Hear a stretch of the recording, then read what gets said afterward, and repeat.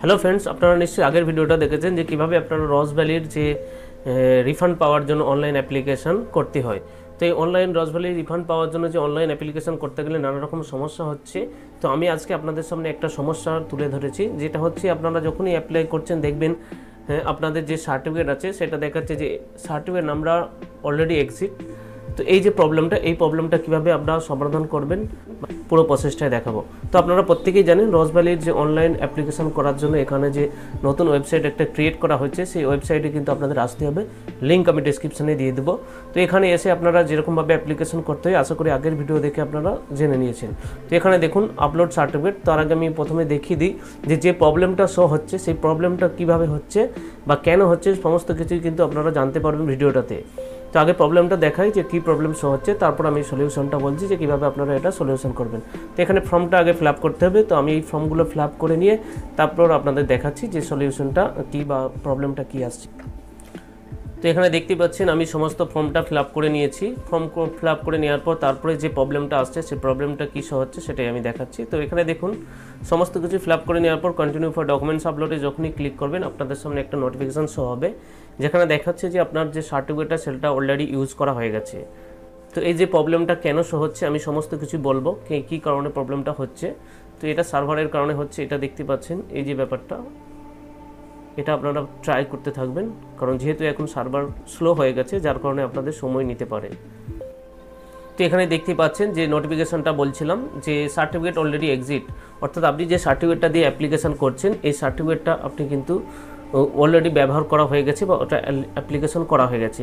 তো এখানে কিন্তু আমি একটা বলে রাখি, এটা কিন্তু আমি অ্যাপ্লিকেশন করিনি, এটা কিন্তু দেখাচ্ছে। কারণ হচ্ছে এখানে আমি কিন্তু একবার অ্যাপ্লিকেশন করছিলাম, করতে করতে আপনাদের লাস্ট যে স্টেপ আছে যেখানে ডকুমেন্টস আপলোড করতে হয় সেই স্টেজে আমরা কিন্তু চলে যাচ্ছি। সেই স্টেজে চলে যাওয়ার পর তারপরে দেখা যাচ্ছে কোনো কারণে সার্ভারের প্রবলেম, সেটাকে ফর্মটাকে সাবমিট করতে পারিনি। তো যার কারণে সেখান থেকে আবার পুনরায় ব্যাক করে চলে আসতে হয়েছে। পরে যখন আপনি অ্যাপ্লিকেশন করতে যাবেন আপনার কাছে এই নোটিফিকেশনটা শো হবে যে সার্টিফিকেট অলরেডি এক্সিস্টস। এই যে প্রবলেমটা এটা, তো এই যে প্রবলেমটা এটা আপনারা কীভাবে সলিউশন করবেন সেটাও কিন্তু আমি দেখিয়ে দেবো, যার জন্যই আজকের এই ভিডিওটি প্রথম থেকে শেষ পর্যন্ত দেখতে থাকুন। চ্যানেল নতুন হলে অবশ্যই চ্যানেলটিকে সাবস্ক্রাইব করবেন, আর অবশ্যই ইনফরমেটিভ বলে মনে হলে বন্ধুদের সঙ্গে শেয়ার করবেন। তো এখানে দেখুন আমি এটাকে ওকে করে দিচ্ছি। করে দেওয়ার পর যেহেতু দেখাচ্ছে যে আপনার সার্টিফিকেট অলরেডি এক্সিট করা আছে, তো কীভাবে আপনি এটাকে তাহলে অ্যাপ্লিকেশনটা কমপ্লিট করবেন। তো এর জন্য দেখতে পাচ্ছেন ইনভেস্টর, এই যে ইনভেস্টর অপশানে এখানে ক্লিক করবেন। ইনভেস্টর অপশানে ক্লিক করার পর যেমনভাবে আমরা ঠিক স্ট্যাটাসটা চেক করি ঠিক সেরকমভাবে আমাদের স্ট্যাটাসটাকে চেক করতে হবে। তো এখানে দেখতে পাচ্ছেন ইনভেস্টরে চলে আসছি। এখানে আপনাদের যে সার্টিফিকেট নাম্বার এবং এখানে যে ক্যালকুলেশনটা দিয়েছে এই দুটো জিনিস এখানে দেওয়ার পর আপনারা সার্চ করলেই আপনাদের যে সার্টিফিকেট ওখানে দেখাচ্ছিল অলরেডি এক্সিট, সেই প্রবলেমটা এখানে আপনারা শো হবে এবং এখানে আপনারা কিন্তু সেটাকে পুনরায় আপলোড করতে পারবেন। তো এখানে দেখতে পাচ্ছেন এখানে যে সার্টিফিকেট নাম্বার আছে আমি সার্টিফিকেট নাম্বারটা ইনপুট করে দিচ্ছি তাড়াতাড়ি।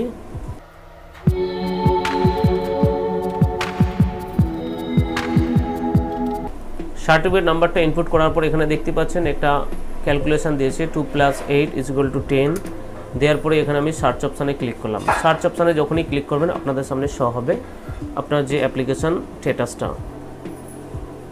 তো এখানে দেখতে পাচ্ছেন অ্যাপ্লিকেশান স্ট্যাটাস দেখাচ্ছে ইনভেস্টর নেম এবং সার্টিফিকেট নাম্বার এবং অ্যাকনোলেজমেন্ট নাম্বার, সেটা কিন্তু এখনও পর্যন্ত জেনারেট হয়নি এবং আপনি যে অ্যামাউন্টটা ক্লেম করেছেন সেটাও শো হচ্ছে। এবং এখানে দেখবেন status your application is incompleted, please use the below link to resubmit your application. এই যে নিচে অপশানটা দিয়েছে click here to update your submit, এইখানে ক্লিক করে কিন্তু আপনার যে অ্যাপ্লিকেশানটা সেটাকে পুনরায় সাবমিট করতে হবে।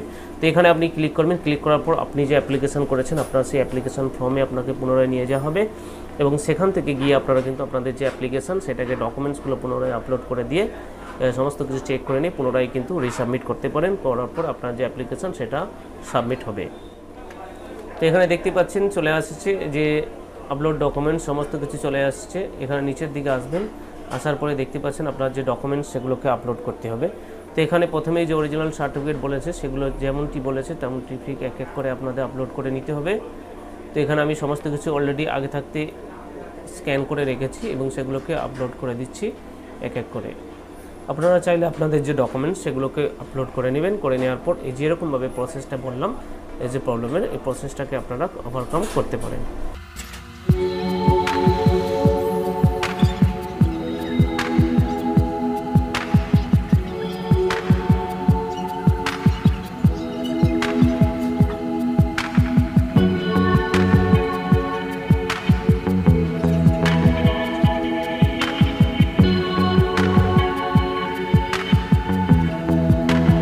তো এখানে দেখতে পাচ্ছেন আমি এক এক করে সমস্ত ডকুমেন্টস আপলোড করে নিয়েছি। আপনারাও আপনাদের সমস্ত ডকুমেন্টসগুলো আপলোড করে নেবেন।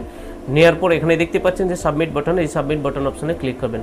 সাবমিট অপশনে ক্লিক করার পর যেরকমভাবে ফার্স্ট টাইম আপনারা অ্যাপ্লিকেশন করলে যেরকমভাবে আপনার যে অ্যাপ্লিকেশন সেটা সাবমিট হয়, ঠিক একই রকমভাবে আপনার যে অ্যাপ্লিকেশন সেটা সাবমিট হবে। অ্যাপ্লিকেশন সাবমিট হওয়ার পর পুনরায় আপনারা যদি স্ট্যাটাস চেক করেন তাহলে কিন্তু আপনাদের যে অ্যাপ্লিকেশন সেটা সাবমিট হলো কিনা সেটা শো হবে। দেখতেই পাচ্ছেন এখন সার্ভারের প্রচুর চাপ, যে কারণে এখন এই নোটিফিকেশনগুলো শো হচ্ছে। তো চেষ্টা করবেন পুনরায়, আশা করি হয়ে যাবে।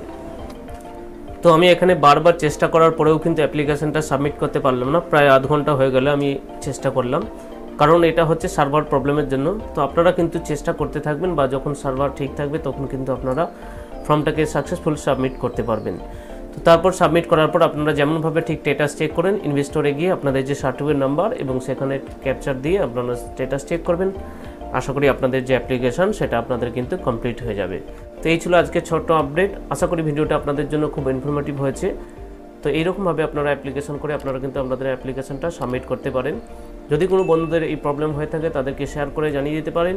আর কোনো যদি জিজ্ঞাসা থাকে অবশ্যই কমেন্ট করে জানাবেন। দেখা হচ্ছে কোনো এক ভিডিওতে। ততক্ষণ পর্যন্ত ভালো থাকবেন, সুস্থ থাকবেন।